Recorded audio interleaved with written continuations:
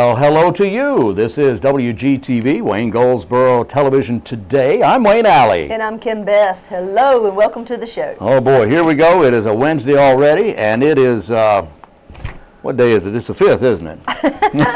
I believe it is. I believe it is the 5th. All right, and Kim, who's on today's program? Let's see. You spoke with a local highway patrolman. Yes, indeed, I did. You talked with someone about soil and water. Indeed, I did. And cooperative extension. Jessica. Jessica. You know what? The butterfly garden out at the Stony Creek Park. Stony Creek, yes. Jessica went out there. She's working with the Master Gardeners out there. Mm-hmm. And wait till you see this. This is great. I love this. If you've not been out to Stony Creek and see that garden, it is wonderful. And the Master Gardeners take such good care of it, and it really does attract. They put plants in there that actually attract butterflies. Like the bottle bush, and there's actually a butterfly bush. Mm-hmm. You know, and that's what they tell us. Yeah, and it works.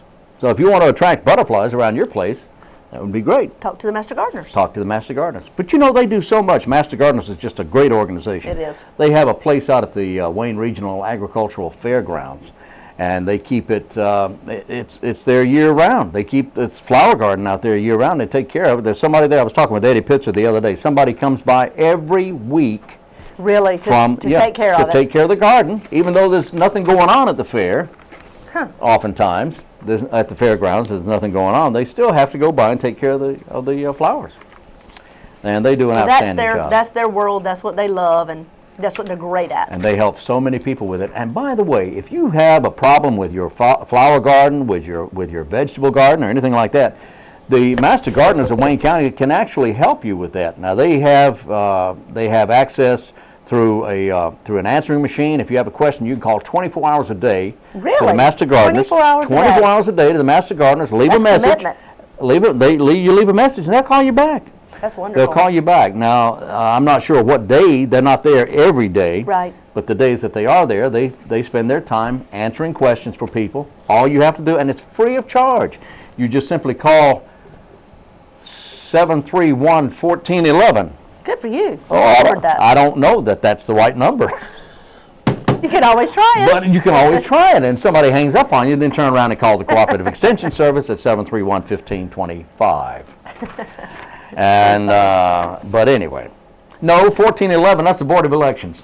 Oh well. Well, never mind. That's not going to work. No, that's not going to work. No, he'll think of the number and let you know. It'll all come to me. That's right. That's right. After a while, but anyway. Well, Wayne, we wanted to remind everybody today is the day you can go to the farmers market and get your local produce. Oh, hey, that's right. It's Wednesday. It's today. That's right. That's right. It starts this morning about 9 o'clock and it'll last all afternoon until about 4 this afternoon. Okay. And it's actually at Herman Park on the Herman Street side in the parking lot. You'll see it when you drive by. Wow. Now that is great. It is great. They have lots of goodies there. All right. The year was 1783. Ah, yes, I remember it well. What happened on that day? On this day, 1783, Joe and Jack. Yes. Well, actually, they were named Joseph and Jacques. Okay. The Montgolfier brothers left Earth and flew up in a helium, not a helium-filled, but a gas-filled balloon. The first balloon ascension on this day, 1783. And that means as the balloon went up successfully, it rose to about 1,500 feet in about 10 minutes. That's the equivalent of about a 150-story building, which you won't find around here. Nope. But that was the beginning of people flying. Mm-hmm. The beginning, 1783. 1927, another one of my movie heroes, Johnny Weissmuller, set a pair of world records in swimming. He would soon become Tarzan in the movies, but before he became Tarzan, he was an Olympic star. I mean, you talk about somebody that could slice through water. He became Tarzan in the movies, of course. He set marks for the 100-yard and 220 freestyle swimming competition. That was on this day, 1927. And on this day, in 1956, Mr. Presley made his second appearance on Milton Berle's Texaco Star Theater.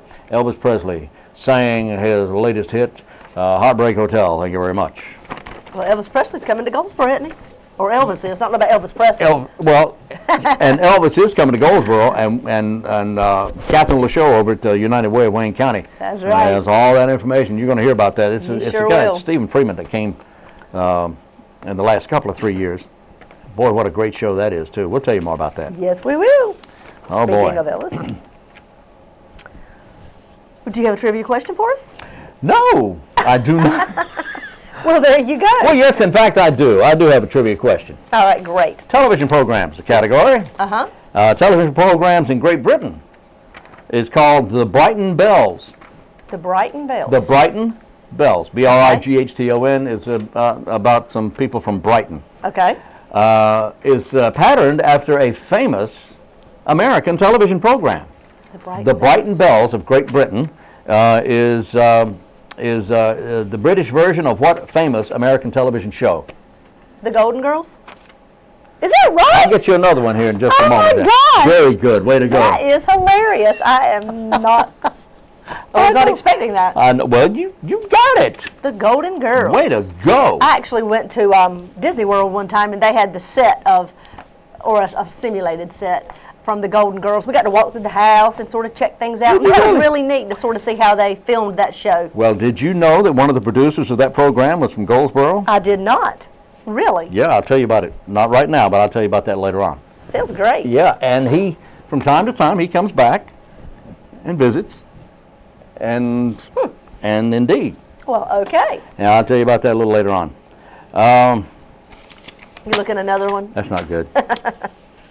Let's see here. Keep looking. Okay, I'll keep looking. You'll find us one. I will find us one. Oh, boy. So while he's looking, I'll remind you that Friday, you can also, today you can go to Herman Park and go to the farmer's market, but Friday you can go to Plum Tree Gardens on George Street. And you can see lots of things there, not only produce, but they have homemade soaps and jewelry, handmade, all kinds of things, from jellies, and the list goes on. And Wayne has been recently out there, and he's tested it, and you actually ate some of that homemade jam and jellies, and yeah, he got to experience all of that. I am telling you, it was so good. So you have many opportunities to buy local. Let's see, 4-H is having a cooking camp on Tuesday, June 11th, from 9 until 3 at the Wayne Center in their kitchen.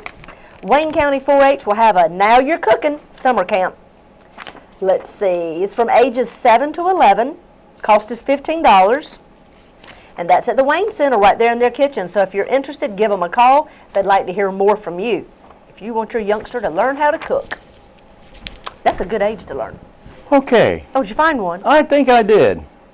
How many did you search through to find one? Well, just a few here. The trick to asking a good trivia question is how you form the question. Oh, there you go. See, that's the tricky part right there. Okay. And reading it on paper is not the same thing as saying it right. out there. So anyway, animal collectives. Yes. A herd of elephants, a murder of crows, that sort of thing. A gaggle of geese. Yes. All right? Mm-hmm. All right. A group of this animal is called a basque. Basque. Basque, B-A-S-K, when it's on land. When it's in the water, it's called something else. Okay. A basque. It's called a float when it's in water. Interesting. But when it's on land, it's called a basque. What kind of animal is it? I have no idea. On water, it's called a float. On land, it's called a basque, B-A-S-K. Animal collectives, that's the category, and we'll tell you later on in the program. Yes, we will. All right, that's a good one. Another camp to tell you about, Fun Bunch Day Camp. Fun Bunch? Oh, boy. Yes, it's at the Herman Park Center. Oh, my goodness, they're going roller skating, bowling, swimming, having all kinds of field trips for ages 9 to 12, Monday through Friday, starting June 10th. My goodness. The camp's $60. Wow. You need to give them a call at Herman Park Center if you're interested in being a part of the Fun Bunch Day Camp. Wow, and you say bowling? Yeah, they're bowling, they're roller skating, they're swimming, so it sounds like they have different activities every day. I had a cousin named Bowling. Did you? Bowling Alley. Yeah. You remember him? Yeah, I remember. You're so I remember him, yeah. Give them a call. Birthdays today. Oh, my goodness. Bowling Alley turns 12. No, Mark Wahlberg. Yes. Started out as when he first came to prominence, he was a singer. Yes, he was. Went on to become actually a fairly decent actor. Mm-hmm. And he's on Blue Bloods, I think, right? Uh-huh. Okay. No, he's a decent actor. He's good on Blue Bloods. He's 41 years today. Kenny G. Everybody loves. Oh, I hear you. He's 56 years today. He plays a mean sax. Doesn't he, though? The widely popular lady who tells you how to save money and gives you financial advice, Susie Orman, Yes. is 61 years today. Ken Follett, the author, is having a birthday. He turned 63 today. David Weir may not be a household name, but he turns 33 today. David Weir is a Paralympic wheelchair athlete, multiple-time gold medalist, and winner of the London Marathon.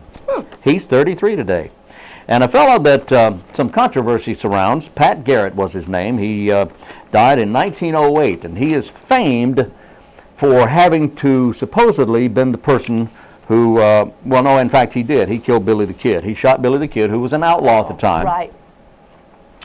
But the question and the controversy comes in the way it was done. Supposedly, the way Pat Garrett told it is that he face to face, and it was a daring and gun battle and all this kind of thing. But the way the story's coming out now is that Pat Garrett actually was hiding behind furniture. Oh, wow. In Billy the Kid's girlfriend's house. And in the middle of the night, as Billy the Kid came into the house, Pat Garrett stood up and shot him from behind the furniture. Kid didn't stand a chance, which depends on how you look at it. Billy the Kid was an outlaw. He was a murderer. He was a bad guy. He deserved to go to jail.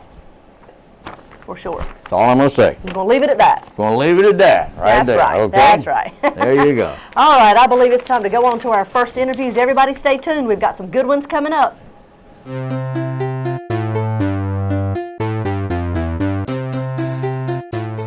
Our guest today is Trooper J.S. Smith of the North Carolina Highway Patrol, Troop C2, and thank you for being with us. Thank you, sir. Thank you for having me. Appreciate you coming in. We want to talk about several things, but first of all, I want to talk about, just in general, highway safety. Yes, sir. Is it my imagination, or are people still as careless as they used to be, in spite of the fact that you still see a lot of traffic accidents, some of them very serious?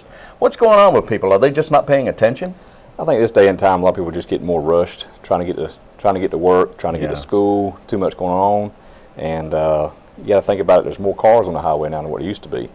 That's true. Yeah. So people are more phones, texting. Yeah. Is that still a problem? Because Yes, that's illegal now, isn't it? Yes, sir. Matter of fact, I was just at the hospital a little while ago, finishing up an investigation and driving through the parking lot, and I watched a lady driving real slow, and she had her glasses pulled down, and she was texting the whole time. And she was driving? Yes, in the parking lot at the hospital. And she had her glasses on? Yes, sir. And she still didn't see you? No. Do people know it's illegal to text? I think they know it. They don't care. Oh, my goodness. It's illegal to text while you're driving? Yes, sir. Okay. And the fines can be stiff for that, can they not? Yes, sir. All right. So don't do that. All right. Be careful. Think about your family, right? Yes, sir. Absolutely. You also, on the day we did this interview, before we started it, you were telling me about an accident you went to earlier today in fog. Yes, sir. Motorcycle. Yes, sir. Now, let me say that the injured man on the motorcycle is going to be okay. Yes, sir. That's correct. He had non-life-threatening injuries. Non-life-threatening injuries. That's good. But tell me how that accident happened. A lady was going to work. It was heavy fog. She was behind a car that was driving slow in the conditions of the fog, and I think she just got a little impatient. She decided to pull out and pass, and she was passing in a no-passing zone, and she did not see the motorcycle coming, and they almost had a near head-on collision. Near head-on collision. They did hit. Yes, sir. That's correct. And she seen him at the last minute, and she swerved to the left of the shoulder, and he kind of hit her at a glancing blow. Instead of headlight to headlight, they hit it at a glancing blow. All right. Again, you referred to people being in a hurry and not paying attention. Yes, sir. Passing on a double line. Yes, sir. On a foggy day. Yes, sir. Not smart. No, sir. Please be careful. What about seatbelts? Are we doing any better there with seatbelts? That's one of my pet things. Yes, sir. We are. We're picking up more seatbelt enforcement. Seatbelts do save lives. Some people don't believe in it, but they do. There's always that one person out there that says that they had a friend that if he'd had a seatbelt on, he'd have been killed in his collision. But there's rare situations like that. But for the majority of the time, seatbelts will save your life. You know, if you have ever been to a traffic accident, then you can see, it's obvious. You can see where seatbelts do save lives. I don't mean being in one. I wouldn't want to wish anyone to be in a traffic accident, but seatbelts do save lives. And if you're wearing your seatbelt, you have a better chance of coming out of an accident in better shape than if you weren't wearing it. Yes, sir. And just for small things, for not wearing your seatbelt, the airbag. You know, girls sit real close to the steering wheel with the airbag. If you don't have your seatbelt on, the airbag comes out close to like 200 miles per hour. It's going to inflate and deflate. Well, if you don't have your seatbelt on, your face is going to be right there on top of that airbag when it blows out. And that could hurt you, couldn't Yes, it? sir. It could seriously hurt you. You're already going to have burns on your arms and a little bit on your face for having a seatbelt on, so you can imagine not having it on and being right there on top of it with it blowing out. Man. Tell you what, people need to be paying attention and driving carefully. Yes, sir. We used to, there was a campaign one time about driving defensively. Drive defensively, keep a certain amount of distance between you and the car ahead of you. Yes, I don't hear that much about that anymore. We kind of pick it back up around the holiday times, okay. like Memorial Day, and then July 4th coming up, more aggressive driving. So we'll start looking for people following too close, seat belts and speeders. The more of the big issues is what we'll start looking for in aggressive driving. Passing WO lines, for example. Yes, So, not smart. no, sir. The aggressiveness of driving, it just seems like people are just, there's just so much of that going on now. Not paying attention and driving, you're always in a hurry, you're always late, got to get there quickly, and you just throw caution to the wind. How long have you been on the force? 13 years. 13 years, and it runs in the family. Yes, sir. All right. The Troop C covers Wayne County, Yes, sir. and what other? Troop C is about a 14 county district, or excuse me, a troop. We got Wake County, Durham, Franklin, Vance, Warren, Rocky Mount. It's a pretty big area. That's a big area. Yes, sir. And C2, is that just Wayne County? C2 is just Wayne County alone. Wayne County. Johnston County would be C6, is just another county. Okay. So you guys, in fact, there's how many troopers are there here in the county? We're assigned 16, but we're very short right now. Yeah. So you're looking to recruit new members? Yes, sir. Absolutely. New patrol people? Absolutely. All right. Well, here's a great opportunity for someone. And if you're out of work, right? Absolutely. All right. Law enforcement it takes a special person to be in law enforcement. So if you've ever considered highway patrol, I've got a friend in the Charlotte area who's a highway patrolman. Been there for many years, and he loves it. It's not for everyone. It's tough, and as you can see, you run into all kinds of situations. Yes, sir. You do. Just about everything. There's no such thing as a routine traffic stop. Right, I understand that. But you also do other things as well besides traffic stops. Yes, sir. We go to schools and visit with schools and talk to children and give other presentations, go to fire department meetings and talk to people. Yeah. And speaking of schools, of course, brings to mind young people, youngsters and babies and toddlers and such. How are we doing on the infant seats? We put on clinics. As a matter of fact, we had one several months ago, a child safety seat clinic, and we'll invite everybody to come in, and we'll bring in other troopers, reinforcements come in and help out, and it's open to the public, and they all come in, and they have any questions or want to bring their car seat up there, we'll look at it and check it out and make sure it's in there properly. All right. And the whole idea behind that is to help people understand how to do it properly. Yes, sir. It's not to pick them out, not to pick on them, is to make sure their child is safe and make sure they have it installed properly. And they don't come in and you give them a ticket? No, sir. No, sir. You don't do that. It's just to help them out and make sure their child stays safe. Yes, sir. The whole idea of what you guys do is to keep people safe, keep the highways safe, help prevent accidents, and help people. Yes, sir. A lot of people have the wrong idea about that, don't They're not all bad. No, they're not all bad. Our guest today is Trooper J.S. Smith, and if anyone has any questions, I know the state has a large website, and of course there's law enforcement portion to that state website. Where do we go on the internet? Do you have an address? I think it's ncshp.org. ncshp.org. Yes, sir. That's simple enough to remember. Yes, sir. All right. Trooper J.S. Smith, thank you so much for being with us Thank you today. for having me. I appreciate it. Yes, sir.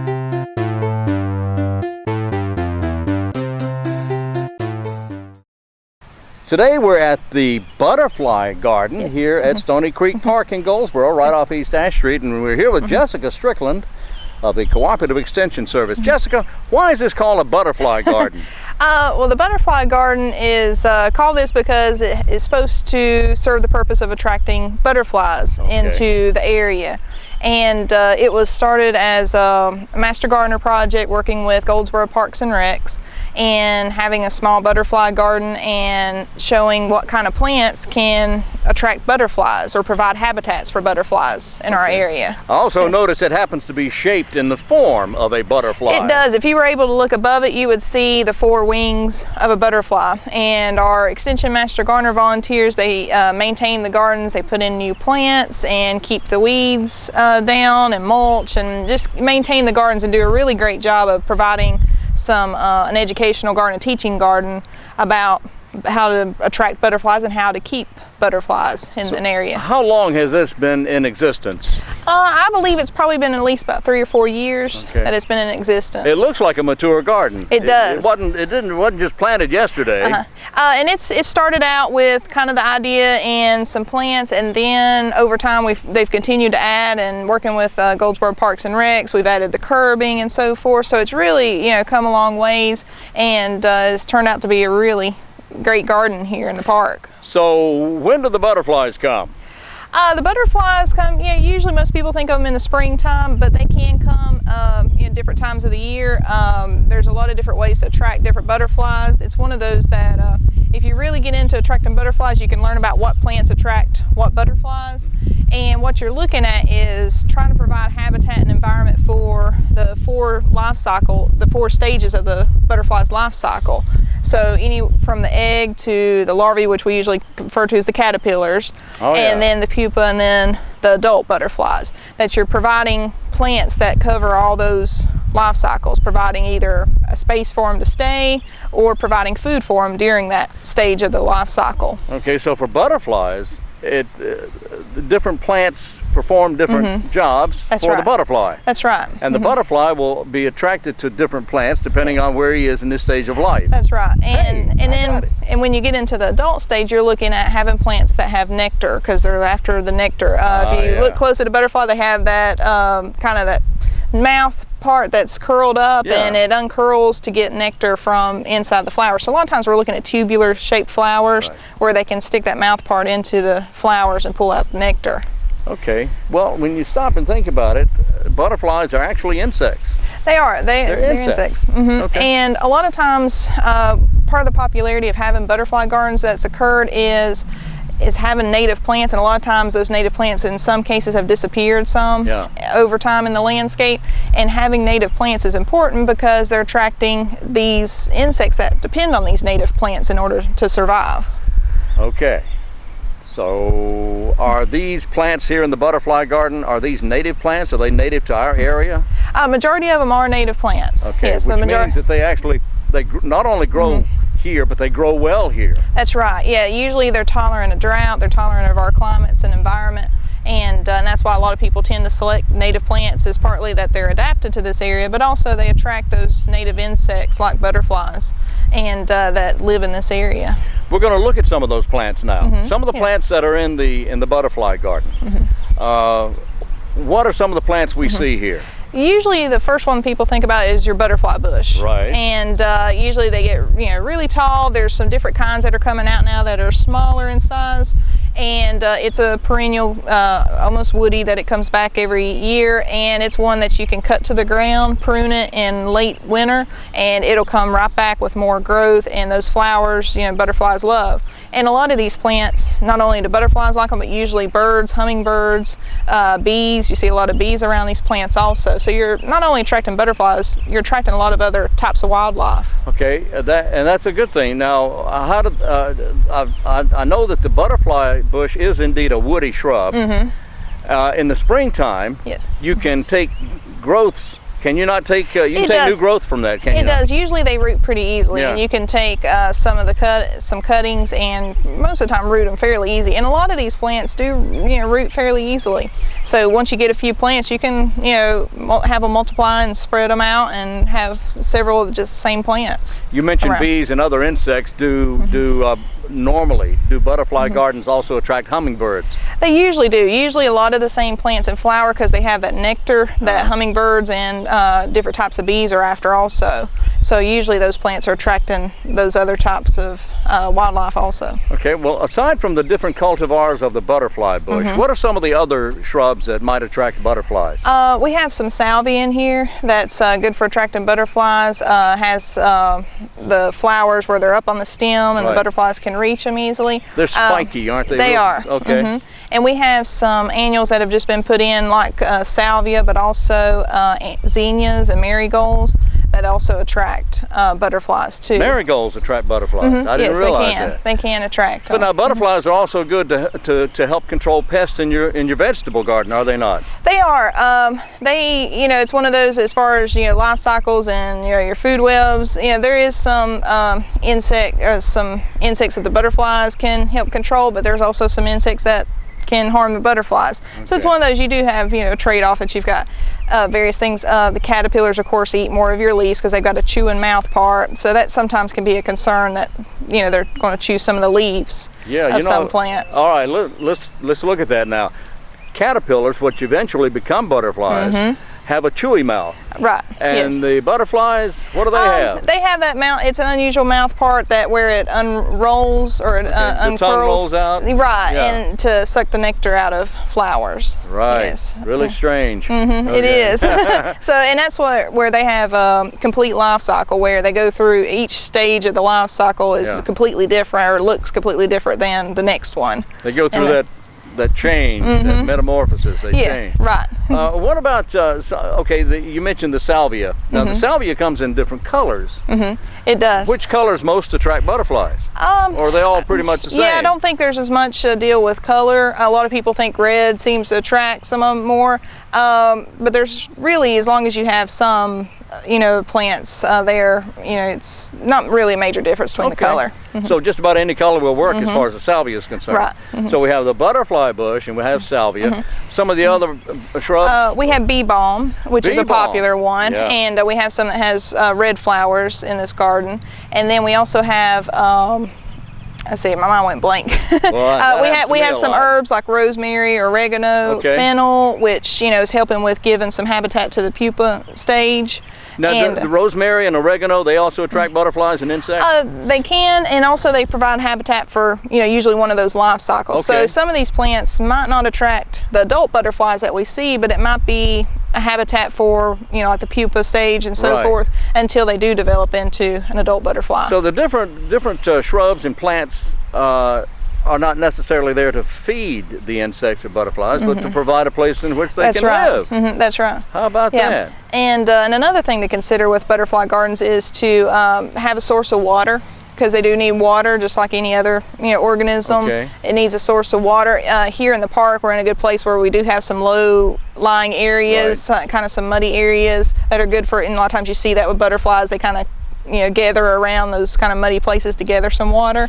And so if you're kind of in a dry spot and you got a butterfly garden, you might want to add a bird bath or some kind of little source of water for them. You said bird bath. Now, it's okay to use a bird bath. That helps to attract the butterflies? It is, and it's, for any insect, even if you're attracting bees or honeybees, that they still need a source of water too. So for most insects, they're going to need some source of water nearby. Isn't that kind of risky for insects, because some birds eat insects? It could be. It could. I'm just thinking here. It could. Yes, it could be, but it's one of those that, it goes through that food chain where, It's a risk you take if you're an insect. It's part of nature.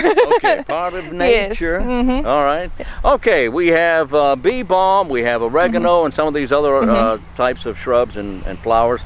Now, is it the flowers that the butterflies are after? Or do they look for other things? Usually the adults, butterflies, are after flowers for nectar. Fennel and some of those are known for providing habitats for like the pupa stage of during the butterfly's life cycle. How long do the butterflies live? We have any idea about that? I don't know off the top of my head. You're a horticulturist. You're not an insectologist. That'd be something I'd have to look up. So right off the top of my head, I'm not sure. All right. Well, that's okay. Yes. That's okay. Probably just a few weeks, I would imagine, if they're like any other. Unless they belong to AARP, and then they live till 60.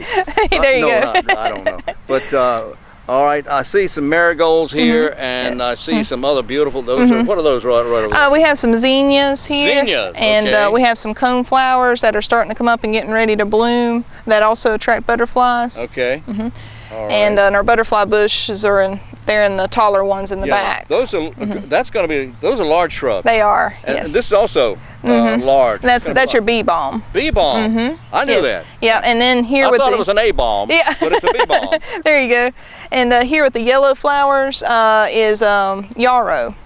Yeah, I'm familiar with that can attract now butterflies. that stuff spreads like crazy. It does. Some of these can spread quickly, but like with those perennials that can spread quickly, if you manage and control them, like even bee balm can continue spreading. But it's one of those you maintain it and pull out the plants around it and share them with friends and share them with friends. Give it away. They're one of those that once you buy some, you can share them or spread them out to different areas. And these are very easy to grow. They are. A lot of these are very easy to grow. Easy to grow. Yeah, and in this garden, besides mulch and weeding and just deadheading and cleaning up, there is irrigation on them, and but otherwise, they do pretty well with they're pretty low maintenance. You say there is irrigation in here, yes. but being the perennials they are, you can get away with letting them dry a little bit. Yeah, and mostly the purpose of the irrigation is where master gardeners have just come in and put in some new flowers is to give some water to those flowers until they get the root system established. Okay, but we have the bee balm, we have the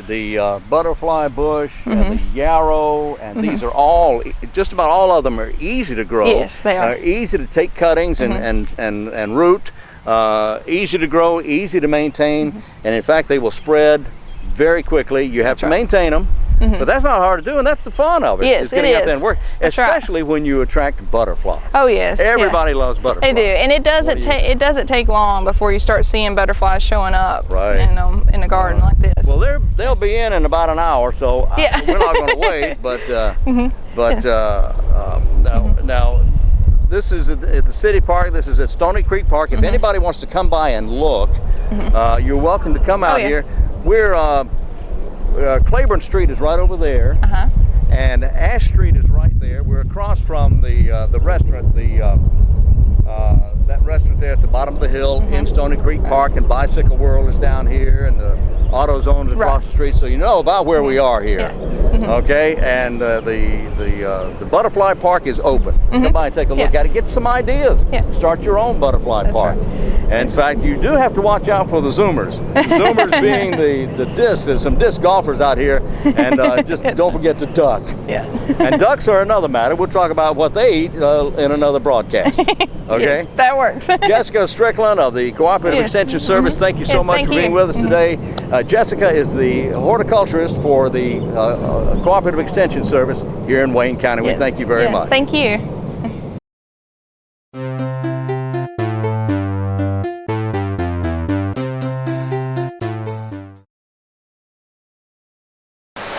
We're here with Randy Gray at his place. Where are we, Randy? Where are you here? You're at the Wayne County-Greene County line on Waymore Drive. All right, northern Wayne County-Greene County line.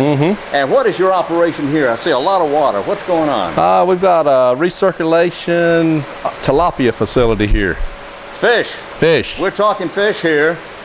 Tilapia. Tilapia. All right, now tilapia, several years ago, you didn't hear much about tilapia. Where did that come from? About 12 years ago, you really didn't hear nothing about tilapia, and it's the price of fish just started getting so high, and the fish being caught off the coast, the supply was dwindling, so naturally we were looking for different resources. So this is where the recirculating systems come into play at, and the tilapia is very similar to like flounder. It's a white, meaty fish. Oh yeah, okay. It's very mild. How big do they get? We raise them about 1.5 pounds, 2 pounds. About 1.5 pounds, and you raise them here. This is a fish farm. You raise them here, and from here, where do they go? Well, what we do is we get them in Florida. We get the fry in from Florida, about 1/2 gram.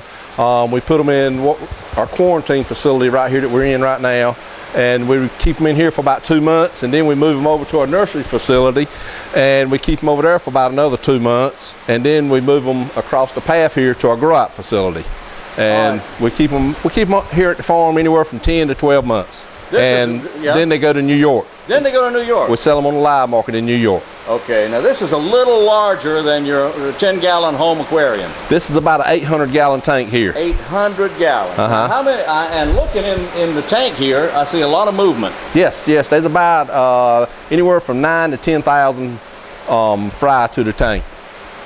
Really? Really. Whoa, that's a lot of fish. That's a lot of 9 to 10,000. 9 to 10,000 per tank. Yep. Let me know how many's in there, Grover. Grover's counting them. That's right. All right. And we put them in these 800-gallon tanks, and then we move them over to the 1,500-gallon tanks. Right. And then across the path, we got 15,000-gallon tanks. Okay, well, we'll look at that here in just a moment. But how many of these 800-gallon tanks do you have here? We have 4 here in the quarantine. 4 in the quarantine, and in the after they move from the quarantine area, they go over to the other area. How many tanks you have over there? We got 4 in the nursery area. Those are 800 gallons as well. Those are 1,500 gallons. That's what I meant to say. Yeah. 1,500 gallons. Yeah, you're just checking me out. I know. Make sure you know what you're talking about. That's right. Go. Yeah. All right, Randy. How long you been doing this? We got started in about 13 years now. Oh, 12, really? 13 years. Okay. All right. Yep, about 2000. And why did you get into the fish business? Oh, a lack of brain cells again, I reckon. It's just like getting in the rest of farming, you know. Yeah. Now, we were looking to diversify. We were in the chicken business and hog business, and we were just looking more diversification. And you still are, aren't you? Yes, we're still into chickens and hogs. Okay, very good. Did you ever confuse the two and throw chickens in the water and maybe try to fry the egg?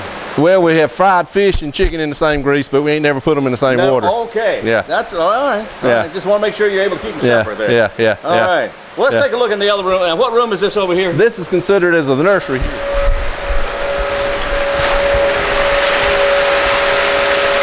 Whoa.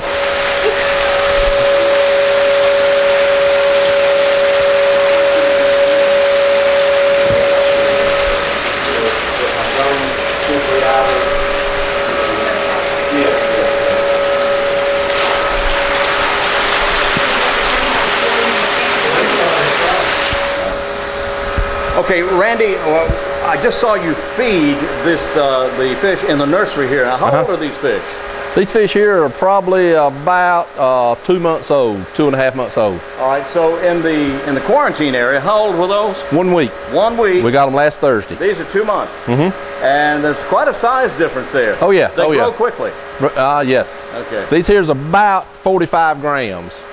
Okay, and you're feeding them what? Besides fish food. You got me. Yeah. It's a pelletized fish food. It's a Cargill fish feed that we feed. Okay. And we start out naturally with a smaller floating pellet. It's got to be a floating pellet. It can't be a sinking pellet like catfish or flounder. They eat sinking. Okay. They eat off the bottom. But this has got to be floating because tilapia eat from the top. Once it starts sinking, they quit eating it. Really? Yep. It's wasted. So it's got to be a good floating pellet. And we start out with a small pellet, and as they get bigger, we change the bag feed, the different size bags, and go up to a bigger pellet. All right. And in this facility here in the quarantine and nursery, it's all hand fed. But when we move across the path to the grow out, it comes in on the auger truck, and it's all one size feed over there. So it's okay. So how often do you feed them here? We try to feed them once or twice an hour, but you know. Hour? Yep, but just according to how I'm coming by, and you know, I might feed them 3 or 4 times an hour, or you know, if we're doing something else, it might be once every 3 hours. But you know, we feed them, and depending on how hungry they are. And how long do they stay here in this part of the building? They're over here they're in the quarantine for about 1.5 months, 2 months, and they're here for 1.5 months or 2 months. All right, so from 3 to 4 months, they're in this building, and then you move them across the way. That's right. All right, well, let's take a look over there at that facility. Okay. All right. It's a little bit cool Randy, over there. We're here in the larger facility. What's going on here? This is the grow out facility. We've got 4 recirculating systems in here that's individual systems, 3 tanks, 3 15,000 gallon tanks on each system here, with approximately anywhere from 9 to 10,000 fish to the tank. We move them over here at 40 to 50 to 60 grams, just depending on when they need to come out of the nursery. And we grow them up to about 680, 700 grams in here, which is about 1.5 pounds. Pound and a half. Okay. So how long? These are 1,500 gallon tanks. 15,000 gallons. 15,000 gallon tanks. How many fish are in each tank? About anywhere from 9 to 10,000. That's a lot of fish. How many do you ship out a week? Oh, basically we ship out about 2 tanks a month. About 2 a month. About 2 a month. Is on a rule of thumb. All right. Well, I appreciate you letting us see your facility here. It's quite an operation. Well, thank you, sir. Right, thank you. Thanks for coming. Randy Gray, a tilapia farmer, and hogs and chickens and everything else. Right? Cows. And cows. Yeah. Yeah, a little bit of everything. That's right. Thank you, Randy. Thank you.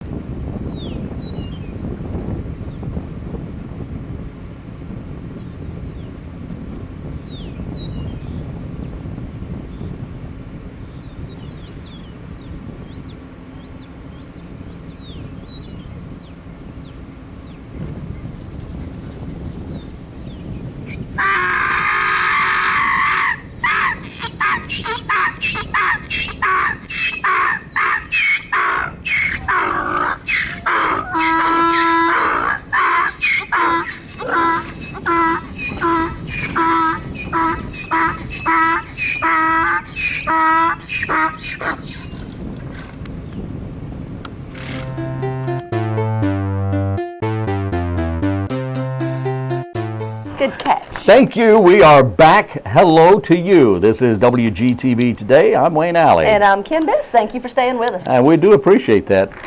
I haven't run anybody off yet, have I? I don't think so. I'm trying not to. Don't want to do that. I cannot find my trivia question, but I know what it is. All right, at least you know it. Here's the thing.